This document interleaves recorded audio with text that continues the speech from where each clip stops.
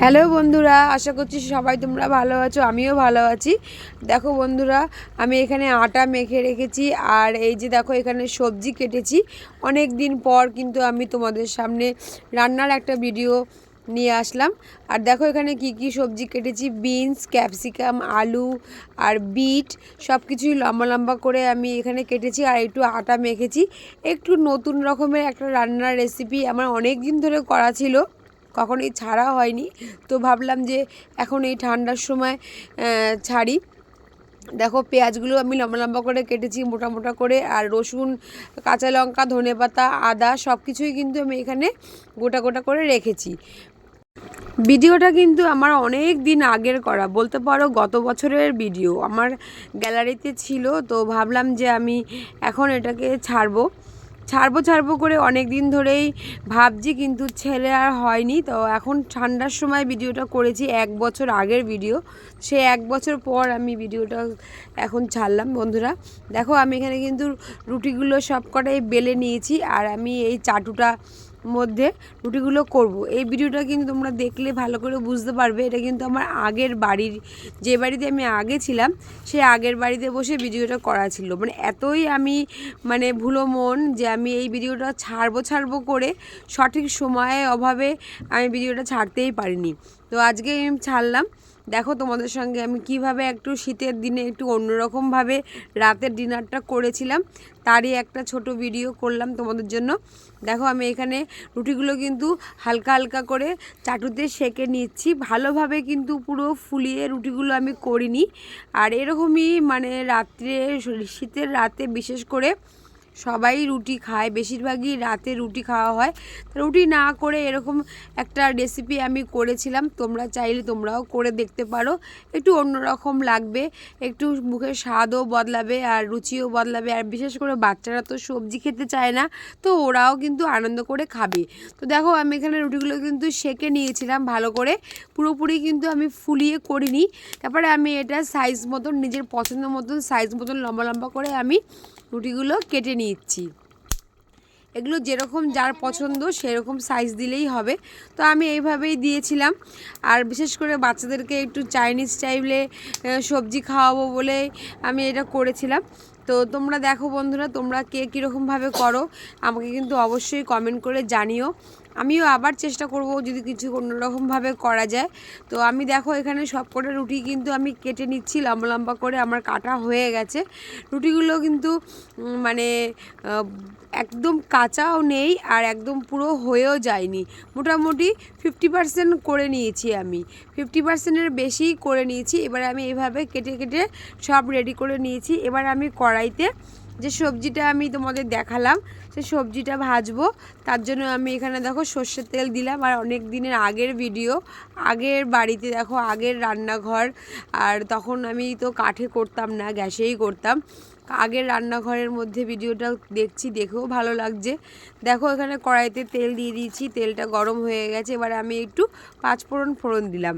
আর তারপরে ওই যে তোমাদের দেখালাম যে সবজিগুলো আমি কেটেছি আর যে আদা কুচি করেছি, রসুন কুচি করেছি, সেগুলো সব এক এক করে দিয়ে দেবো।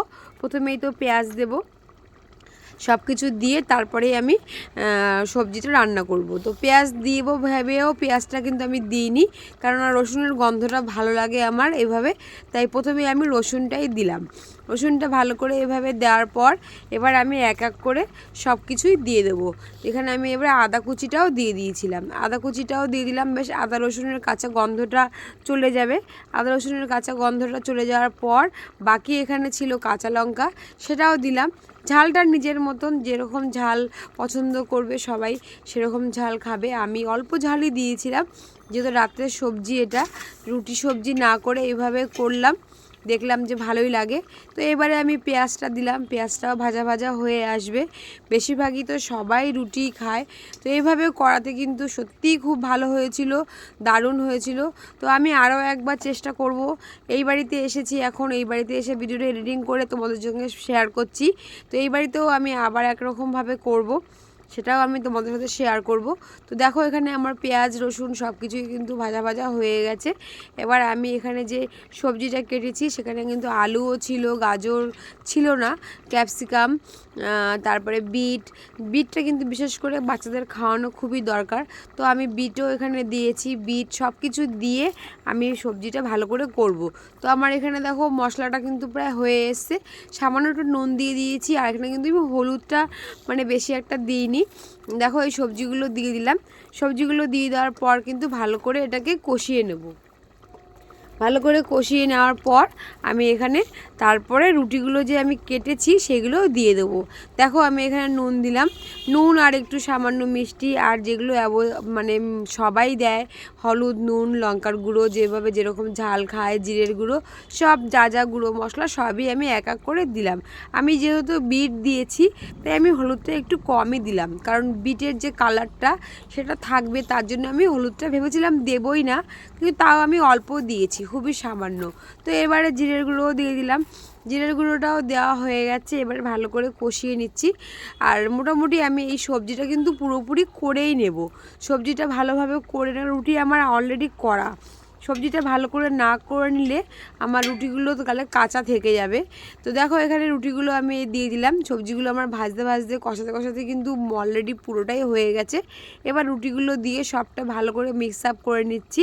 মিক্স আপ করে নেওয়ার পর আমি এখানে জল দেব। দেখো দেখে কিন্তু একটু অন্যরকম লাগছে, সবজি রুটি খাওয়ার থেকে এরকমভাবে বানিয়েছিলাম, খুব ভালোই লেগেছিলো। তোমরাও কিন্তু আবারও বলছি আবার ট্রাই করো একদিন। আর দেখো আমি একটু সামান্য সয়া সস দিলাম, যেহেতু ওই যে আগেই বললাম যে আমি একটু চাইনিজ ভাব করব, তার জন্য আমি একটু ফ্লেভারটার জন্য আর দেখতেও ভালো লাগবে একটু সয়া সস দিয়েছি, টমেটো সসও দিলাম। সব কিছুই দিয়ে ভালো করে বেশ সুন্দর একটু গ্রেভি একটা সুন্দর একটা রেসিপি করছি। তা দেখো এখানে কিন্তু এবার আমার হয়ে গেছে সব কিছুই। এবার আমি জলটা দিয়ে দিয়েছিলাম। জলটা দিয়ে দেওয়ার পর আমি এখানে ঢাকা দিয়ে রাখবো কিছু সময়ের জন্য, যেহেতু সবজিগুলো একটু হবে, তার জন্য সবজিগুলো হয়ে আসবে তারপরে নামিয়ে নেবো। এটা কিন্তু ঝোল ঝোল করিনি আমি, আর একদম শুকনোও রাখিনি, একটু গ্রেভি রেখেছি। তো কিছুক্ষণ পর ঢাকা উঠিয়ে দেখলাম যে আমার পুরো নামানোর জন্য রেডি হয়ে গেছে। তো দেখো আমি নাড়া দিয়ে দেখাচ্ছি, একদম ঝোল শুকিয়ে গেছে আর একদম বেশ জুসি গ্রেভি রয়েছে, দেখতে কিন্তু খুবই টেস্টি লাগছে আর খেতেও কিন্তু খুব দারুণ হয়েছিল।